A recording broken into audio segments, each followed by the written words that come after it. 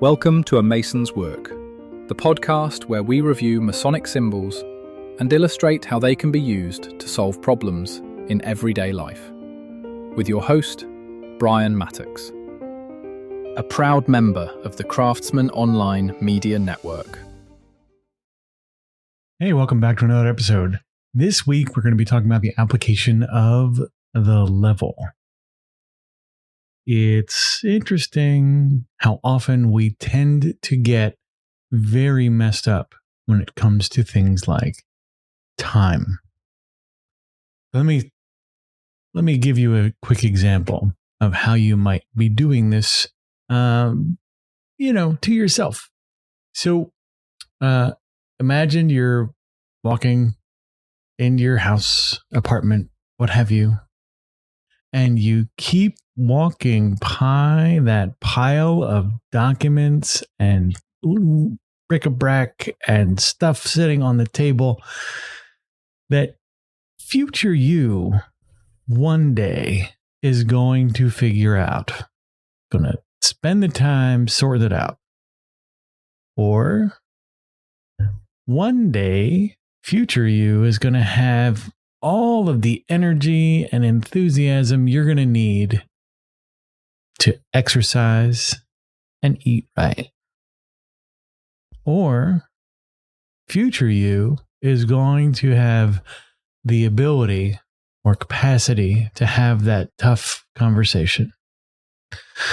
When we look at the level and how we use it, more often than not, we have a misappropriation of the person who's going to be able to solve some of these problems.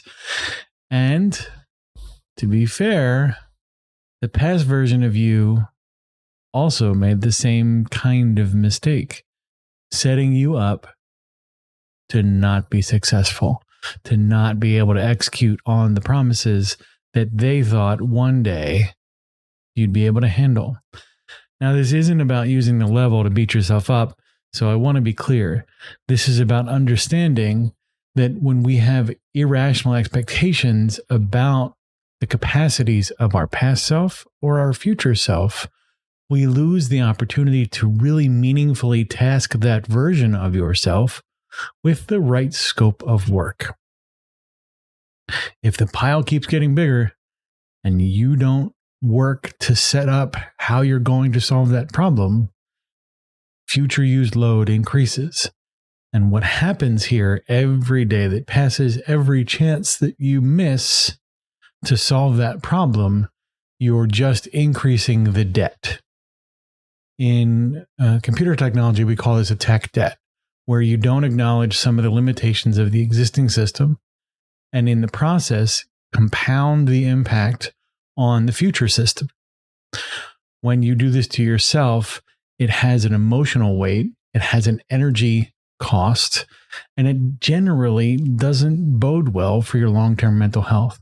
So this week, we're going to talk about how some of these little quick things, these decisions that we make on the fly, seem innocuous at the time, start you down a path that is either unsustainable or really just doesn't give future you enough wiggle room, enough of the trowel, enough kindness and care, enough of the things it's going to need to solve the problem. And how some of that comes from the past version of you and what you can do to heal some of that as well. There's a lot of work here. There's a lot of little nuanced stuff. But this is all relatively kind of high-level, easy-ish mind hacks that you can take back to your everyday life. So how do we solve the pile problem? Let's start with the easy thing, okay? Every time you walk by, take one item out of the pile. That's it. You're not setting up this like whole timeline where you've carved out 4 hours to deal with the pile. Just one thing when you walk by. This kind of microscopic behavior change, or this little commitment to the versions of yourself, starts you down a path to build resiliency and capacity. When we do this well and do it correctly, you are not adding a meaningful heavy load or creating this opportunity to try and put out all of the fires all at once. What you're doing is micro swings of that gavel to take these little bits off of tomorrow you's pile of work. Doesn't take much. It's not that big of a deal. Stop trying to turn it into one or creating this huge debt of time that has to be paid by the future version of yourself. We'll get into more of these throughout the week. The views represented in this podcast are those of the speaker alone and are not representative of any grand or subordinate lodge.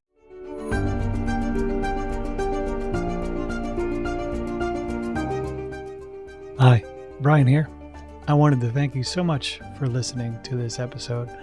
If you have any suggestions or guidance for further episodes you'd like to see or hear, whatever the case may be, please don't hesitate to reach out to me at amasonswork.com. and we will try and incorporate your suggestions into a future recording. Thanks.